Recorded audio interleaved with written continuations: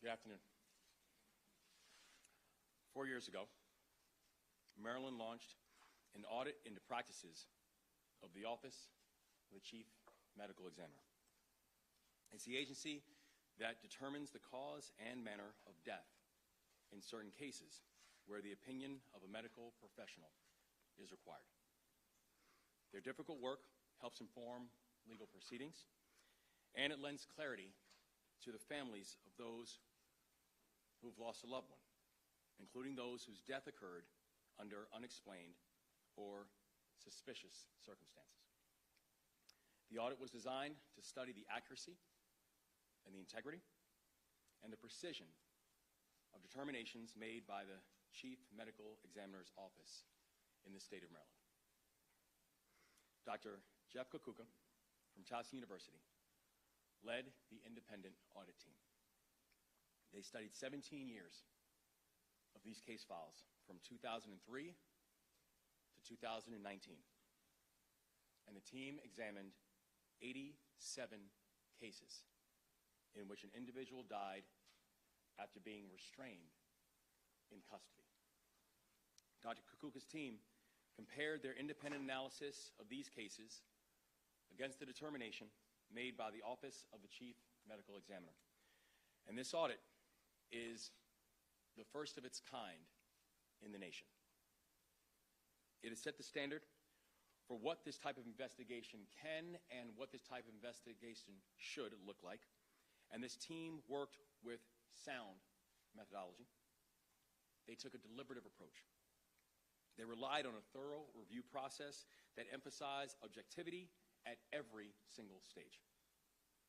This had to be done the right way, without prejudice, without ulterior motive, without any hidden agenda.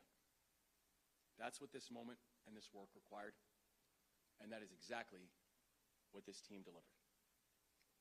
In a few moments, you'll hear from both Dr. Kukuka and Attorney General Brown about what the audit revealed, but I do want to say at the top, the findings of this audit are deeply concerning.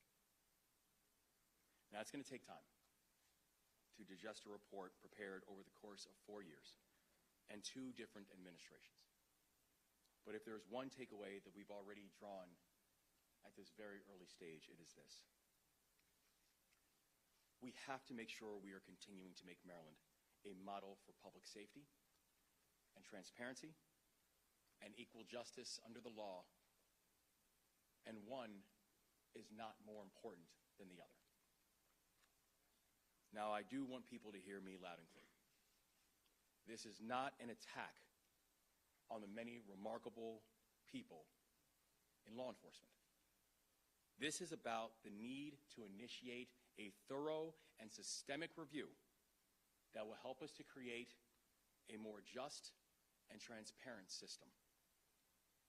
Later in the program, I will discuss the actions that our administration is taking in response to the completion of this audit. But first, I'm going to turn it over to Attorney General Brown to discuss some of the results.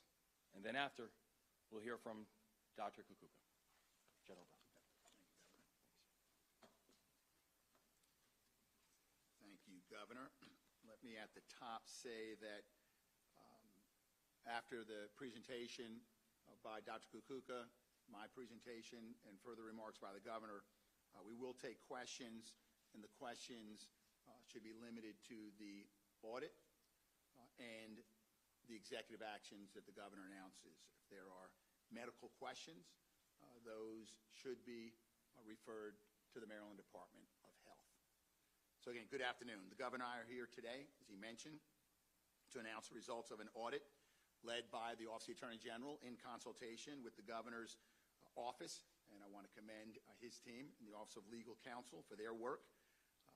And it started under our predecessors 4 years ago. And we're also going to, as the Governor mentioned, discuss the actions to be taken for next steps. This audit began after Dr. David Fowler, then Maryland's Chief Medical Examiner in the Office of the Chief Medical Examiner, I'll refer to that as OCME, provided testimony in the murder trial of Derek Chauvin. Dr. Fowler's testimony raised profound concerns within the medical community about the independence and objectivity of death determinations made by the OCME. After Dr. Fowler's testimony in 2021, more than 450 medical professionals signed a letter asking Attorney General Frosch to review the death determinations that the OCME issued when Dr. Fowler led the agency. These members of the medical community were concerned that our state's death determination had been tainted by racial or pro-law enforcement bias or were otherwise inconsistent with the standard practices for investigating and certifying in-custody deaths. After completing the audit that we are releasing today, an audit conducted in accordance with the highest standards of professionalism, objectivity, and integrity, we can say, as the governor mentioned, there are profound concerns, and they are well-founded in the audit. The audit design team of forensic pathologists and social scientists appointed in September of 2021 started by assessing more than 1,300 deaths that were examined by the OCME during Dr. Fowler's tenure from 2003 to 2019. In each of these cases, a person had died when they were in law enforcement custody. In 2023, Governor Moore and I took office and assumed oversight of the audit. Between September of 2022 and March of 2024, the audit team narrowed the cases under review from 1,300 to 87 decedents in multiple counties who died suddenly or unexpectedly around the time they were restrained, often by the police. Our office then hired 12 forensic pathologists. Between August and December of 2024, each of the 87 cases were reviewed by panels of 3 different experts. The audit design team completed their work this year and wrote the final report and recommendation that we are sharing today. The audit report's findings reveal significant discrepancies that demand our attention and response. They suggest medical examiners persistently misclassified restraint-related homicides that occurred in police custody. In 36 of the 87 cases, our expert panel unanimously determined that deaths were homicides where the OCME had previously concluded they were either undetermined, accidental, or natural. In another 5 cases, 2 of 3 independent reviewers determined that the death should have been classified as a homicide. These 41 combined cases show a failure to apply the standard practices of certifying homicides and reveal patterns that are consistent with the possibility of both racial bias and pro-police bias. Our researchers determined that OCME was especially unlikely to classify a death as a homicide if the decedent was black or if they died after being restrained by police. These findings have profound implications across our justice system. They speak to systemic issues rather than individual conduct. We recognize both the gravity of these findings for affected families and communities and the importance of surrounding law enforcement or supporting law enforcement officers who navigate difficult situations while upholding their duty to protect mail-owners. And I want to be clear, labeling a death a homicide by the OCME means a decedent died because of another person's action. It does not mean those actions rose to the level of criminal liability or culpability for those involved in the decedent's death. It does not mean the officers involved can or should be prosecuted. But it does mean the Office of the Attorney General will do whatever is necessary to help the families of those who have lost loved ones get the answers and justice that they deserve. That's why I'm announcing that starting today, the Office of the Attorney General has launched a hotline that families can write to or call for additional information if they believe their loved one is impacted by this audit. To any Marylander grieving someone who is mentioned in our report, we are here for you and we support you. These findings are troubling, but this report does not suggest intentional or malicious conduct on the part of any Maryland medical examiner. Implicit biases run throughout our system of justice, not just in Maryland, but across the United States. Throughout our country, there are racial disparities in arrests, in convictions, and sentencing. We are the first state, as the governor mentioned, the first state in the country to conduct this type of audit. That's because here in Maryland, we're not afraid to examine the ways racial bias makes our justice system less just. That's because here in Maryland, we're not afraid to examine our past, to improve how we do things going forward. This report will be presented tomorrow to the National Academy of Sciences, Engineering, and Medicine, and other states will be encouraged to perform their own investigations. These audits provide an opportunity not only for justice for those whose loved ones died in police custody, but also pave the way for meaningful change. Based on these findings, we are committed to implementing comprehensive reforms on how medical examinations are conducted, reviewed, and certified, particularly in cases involving police restraint. We will establish guidelines, enhance oversight mechanisms, and training that address implicit bias. And these steps will help ensure that scientific objectivity and human dignity remain at the center of death investigations in Maryland. I want to thank our case manager, who's going to speak next, Dr. Jeff Kakuka, for managing the case reviews. It was an overwhelming task, which you handled superbly. I want to thank the audit design team, Dr. Bill Thompson, Dr. Alfredo Walker, Dr. Michael Freeman, and Dr. Deborah Davis for their tireless commitment to designing the OCM audit and drafting the report. I want to thank the OAG team, Carolyn Quattrocchi, Carrie Williams, Zanita Hurley. Thank you very much for your leadership on this. Tiffany Diamo and Anissa Mahmood, who supported OCME's work. And again, thank you to our partners in the Governor's Office of Legal Counsel, especially Amanda LaForge and Jessica Williams. And of course, Governor, thank you. Thank you for your partnership. Thank you for your leadership, without which we would not have gotten this 4-year undertaking across the finish line in terms of the audit and its recommendations. And with that, I'll turn it over to Dr. Kakuka. Thank you, A.G. Brown. Good afternoon, everyone. My name is Dr. Jeff Kakuka. I am a professor of psychology and a decision scientist who served as case manager for this audit, meaning I was primarily responsible for the data collection and analysis and for drafting much of our written report. I was also a member of the audit design team, which brought together distinguished international experts in forensic medicine, social science, and research methodology to carefully design a rigorous procedure for this first-of-its-kind audit. Today, it is my pleasure to share more detail about our audit procedure and findings. The 87 cases included in the audit were all cases in which a person died while or soon after being restrained, typically by police. Between 2003 and 2019, the period during which Dr. Fowler served as OCME's chief medical examiner. The 87 audit cases included at least one case from 12 of Maryland's 23 counties, as well as 22 cases from Baltimore City. Nearly all of the 87 individuals who died in these cases were men, and nearly 3/4 were people of color. To review the cases, we recruited and thoroughly vetted a panel of 12 highly experienced, board-certified forensic pathologists, to whom we are very grateful. Each case was reviewed by a randomly chosen 3 of those 12 independent reviewers.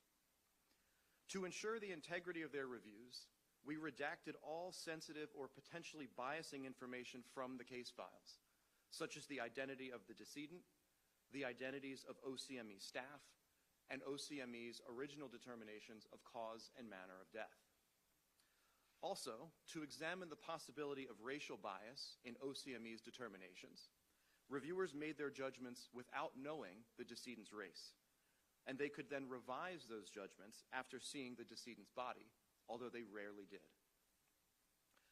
The main goal of the audit was to gauge the appropriateness of OCME's determinations by comparing them against independent reviewers' unanimous judgments of those same cases.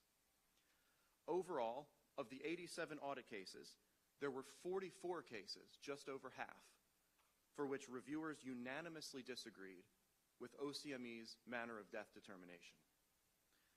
As A.G. Brown mentioned earlier, those disagreements included 36 deaths that OCME had certified as either accidental, natural, or undetermined, but that all three reviewers unanimously believed should have been classified as homicides. Those discrepancies suggest that OCME's practices during the audit's time frame were out of step with national standards for death certification, namely the but-for standard, which states that any death resulting from the actions of another person, regardless of that person's intent, should be classified as a homicide. As a result, it appears that OCME undercounted restraint-related homicides during the audit's time frame. And we also found that they undercounted homicides even more in cases where the decedent was black or was restrained by police, which raises the possibility of racial and pro-police bias. However, these findings come with two important caveats. First, the retrospective nature of the audit makes it impossible to know whether racial or pro-police biases truly affected OCME's determinations.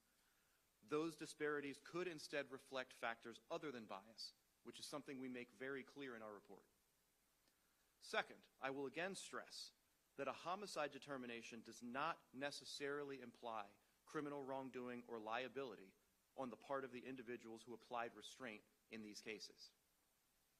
Even so, the audit findings reveal areas for improvement in both policing and death investigation practices. And our report concludes with a list of concrete recommendations to reduce preventable deaths, promote social justice, and maximize the quality of death investigations in Maryland. Blazing new trails is never easy, but someone has to lead the way. And we believe that Maryland can and will be that leader in terms of strengthening death investigations across the country. We hope that our rigorous audit procedure will provide a blueprint for other states to conduct similar audits, and that implementing our recommendations will establish Maryland's OCME as a gold standard to which other agencies can aspire. In closing, I'd like to quickly thank Governor Moore, Attorney General Brown, and all of their staff for their support throughout this complex process. And with that, I will turn it back to Governor Moore for some important announcements.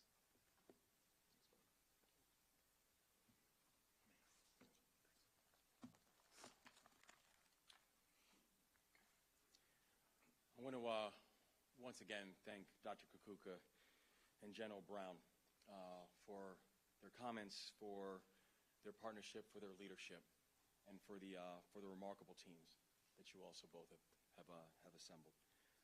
This work is not easy, but we are in it together, and we're grateful. Before I'd open up to questions, I'd also like to discuss what the Moore-Miller administration is doing to carry this work forward. Just a few moments ago, I signed an executive order to further cement Maryland as a national leader in accountability and action. There are three elements that I want to highlight for you this afternoon. The first, I'm directing the Attorney General to work with states' attorneys to review each case included in this audit and determine if it should be reopened for investigation. The second, I'm directing the Maryland Department of Health to review the recommendations of this audit and to conduct a thorough analysis on implementing these recommendations. In addition, the Department of Health will work with the Medical Examiner's Office to ensure that we stay in line with national best practices and national best standards. And both the Maryland Department of Health and the Office of the Medical Examiner will deliver a report dealing their progress by December 31st of next year. Third, I'm creating a new Maryland Task Force on in-custody restraint-related death investigations. This task force will be the headquarters of our work to reduce the risk of in-custody restraint-related deaths going forward. And just as we've done for every major action that we've taken on public safety and law enforcement, we intend and we will bring everybody to the table. Our new task force will include the following individuals: government officials, including representatives from the Office of the Chief Medical Examiner and the Maryland Department of Health, legal professionals, law enforcement, the community and victims advocates, and experts in forensic pathology. In this moment, even in a very, very difficult topic, Maryland is going to take action. These steps outlined in this executive order result from careful and impartial analysis on what exactly is the best path forward. Maryland was the first state in the nation to launch a comprehensive audit on the Office of Chief Medical Examiner, and today we are proud that also will become the first state in the nation to respond to such an audit with swift and targeted action. And I hope that our work will inspire others around the country to take similar steps as we work together to strengthen our system of justice. I do also want to be very clear that this is not an easy topic, that these are not easy conversations. The pain that these families are feeling, it is real. And for many, this is years in the making, some of whom have been screaming for this type of analysis and have been met with silence. We're talking about Marylanders who have lost their lives. We're talking about families that are still grieving. We're talking about members of law enforcement who watch over our people every single day and who are some of the bravest men and women who I know. We still have a lot to process from this report. And I'm not sure if that processing of what this report unveils will ever be fully settled, honestly. But I know this is the start of the conversation and not the end of it. And I hope we can all agree on this, that in Maryland, we will always bring everyone to the table to address the most serious challenges of our time. We do not shy away from the big problems or the big questions. We face them head on. And in Maryland, we will always focus on policies that make us safer and move us closer to the promise of equal justice under law, and you cannot have one without the other. And in Maryland, we will always ensure that law enforcement has the support that they need to get the job done and to keep us safe. This audit represents a snapshot of the past, while this methodological study helps to inform our work and the future that will be of our making. It's a future that we're building together in partnership. We will continue working closely with our state's attorneys and our public defenders. We'll continue working with our elected leaders and our local activists and advocates. We will continue working with our police officers and the communities that they protect. And again, I cannot say thank you enough to Dr. Kukuka and the Attorney General for your leadership on some really hard topics, and to your team for making today so remarkable and remarkably important. And also, I just want to say thank you to my team, who I know have worked exhaustively to make sure that justice is served. With that, we'll open up to any questions. I have a question. Attorney General Brown, I know that you said that this audit isn't an indictment on anyone in the OCME office. However, and I know Dr. Fowler is no longer with the office. Will the state pursue any action? This is a pretty severe oversight. Yeah, I mean, the actions that we're going to take, as announced by the governor, we are going to look at these 41 cases. We're going to review them. We'll do it in consultation with and partnership with state's attorneys to determine whether or not any of them need to be reopened for investigation. Again, there's no suggestion that anyone is criminally culpable. but it's our responsibility to go through these files beyond the OCME report, beyond the medical and the original forensic examination. We'll look at the entire file, which means engaging law enforcement as well, to make determination what are the next steps. Is there criminal liability or not? So those are the actions that we're focused on based on the findings of this audit. Attorney General Brown, to follow up on that same point, in terms of the next steps forward, I know you can't prejudge what would happen in terms of criminal liability. Many of these families have been waiting for years. Can you talk about your outreach to them and your expectation setting for them? Are you concerned that some may have false hopes that a homicide classification could lead to accountability that may or may not happen?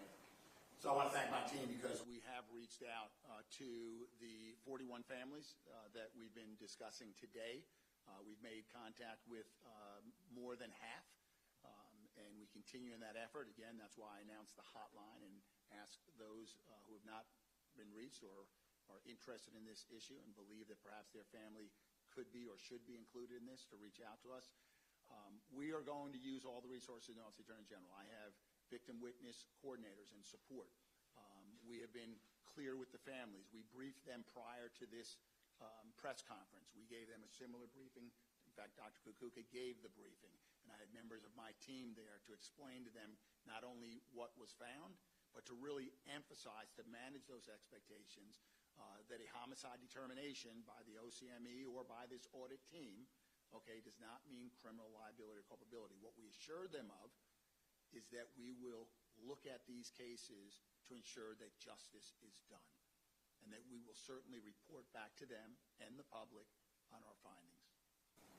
Do any of the additional cases outside of the 87 that you examined, any of those additional cases of in-custody deaths, do any of them warrant additional examination, additional investigation, and are there any plans to delve into some of those as well?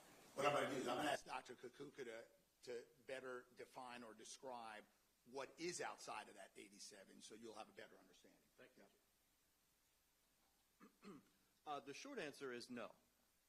We have no intention at the moment of looking at cases outside of the 87. Let me briefly explain how we identified the 87 cases that were included in the audit. We requested from OCME, and they graciously provided a list of over 1,300 in-custody deaths that they investigated during Dr. Fowler's tenure. We then perused that list and identified cases in which it appeared that restraint may have played a role in the death. We requested the complete case files for those cases from OCME, which they, again, graciously provided us with everything they have, including photographic documentation and video where appropriate. We then scrutinized those case files to ensure that they involved sudden or unexpected deaths that occurred during or soon after the application of restraint. Those were our inclusion criteria. That's how we identified those 87. So those are what we focused on. So outside of restraint, was there's no way that there could be a homicide determination for any of those other... I can't speak to that, but we focused on cases involving restraint specifically. Sure. Also, just a reminder of the historical context, right? April of 2021, Derek Chauvin is convicted of murder in the death of George Floyd, and we all saw that on TV. And it involved police restraint by Derek Chauvin, and Dr. Fowler testified to a death determination around excited delirium. So it was the 450 members of the medical community, as well as the world, that saw that testimony and gasped. And you didn't have to be a medical professional, right, to be in disbelief of that testimony. But that's what caused us, in response to the letter from the medical profession, to focus on those types of cases. Question, how is this? Who's managing? I'm managing. Let's take here in the front here, and then we'll go to you, sir. Thank you. How many of the 41 cases were under Dr. Fowler's tenure? All. Yeah, 1,300 we looked at initially under Dr. Fowler's tenure, 2003, 2019, 1,300 down to 87, all under Dr. Fowler's tenure. how is the new task force any different from the independent investigations that you guys already did? And won't the task force be doing the same thing that you've already done? So the task force is going to be much more sort of comprehensive. The audit looked at the autopsies themselves, right? And all the material that a forensic pathologist would use, a medical examiner would rely on to make a determination. That's what they focused on.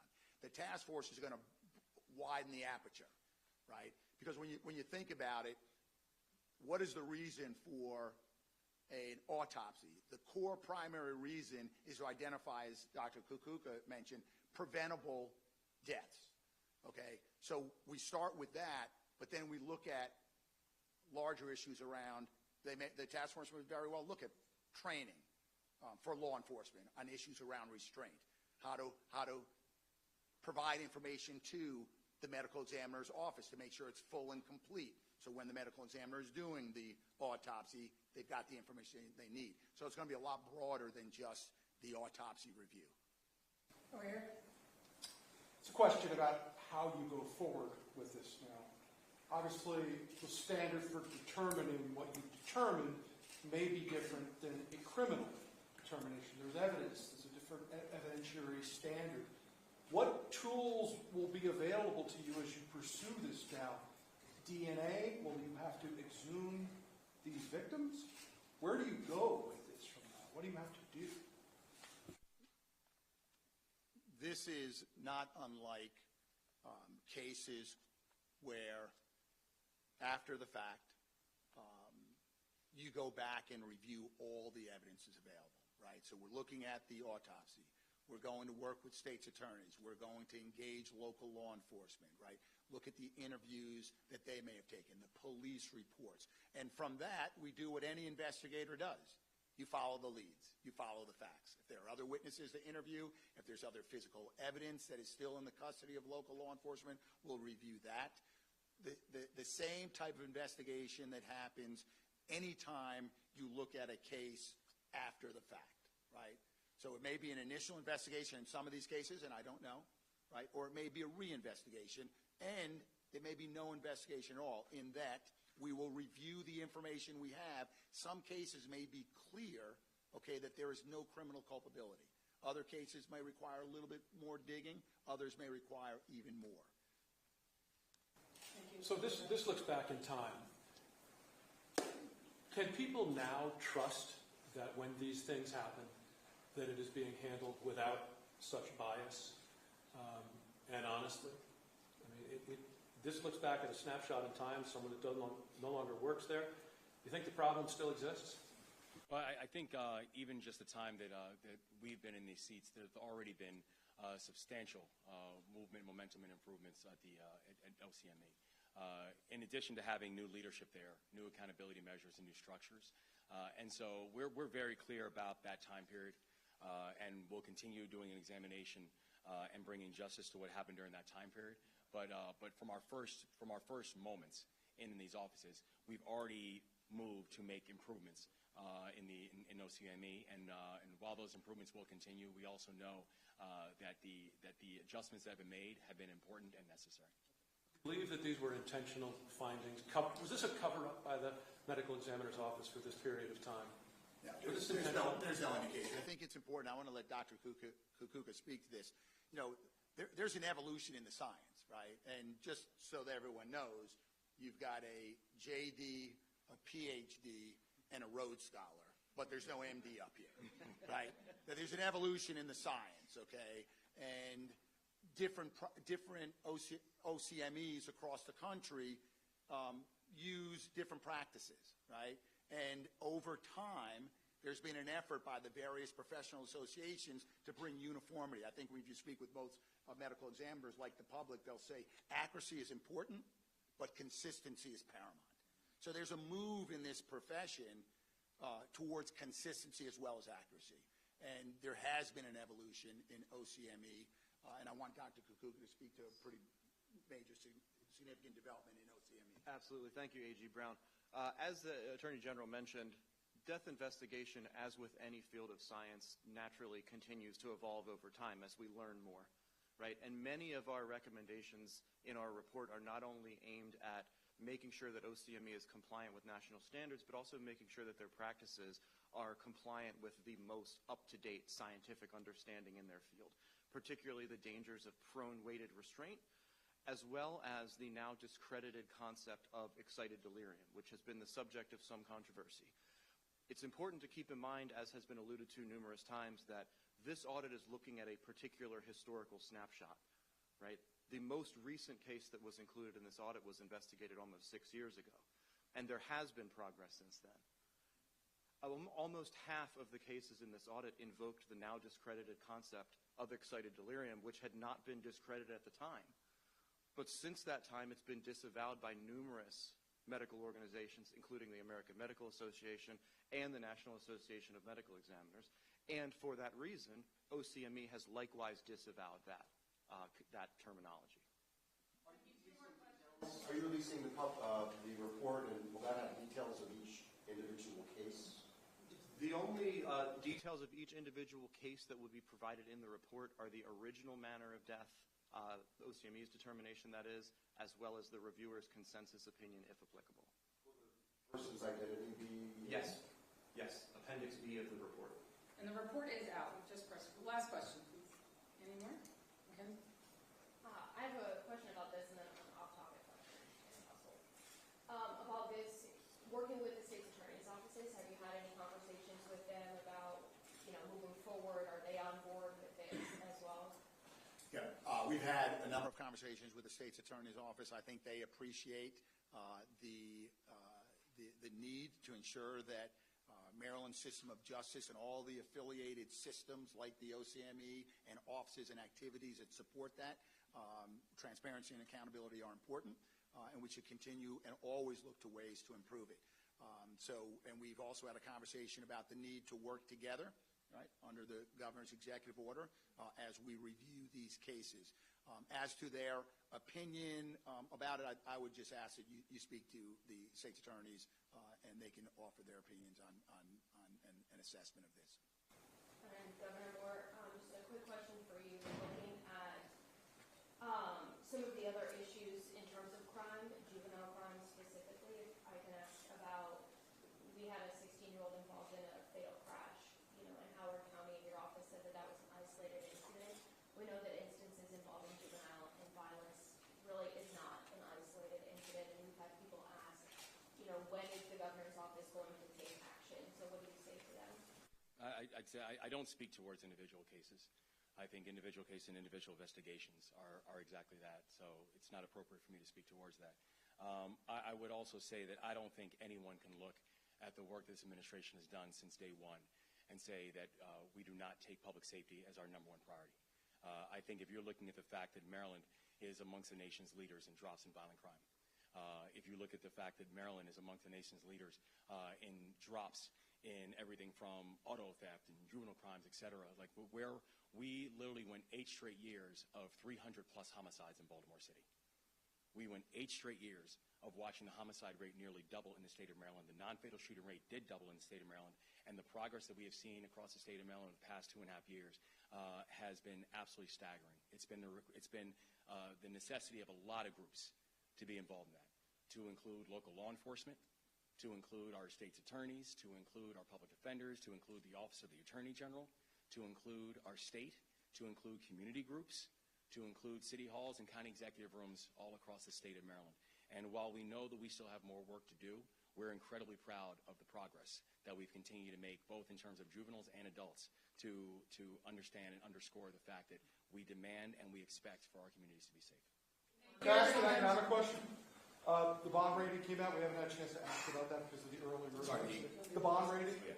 DC has gone through this as well. Your office described it as a Trump bond rating.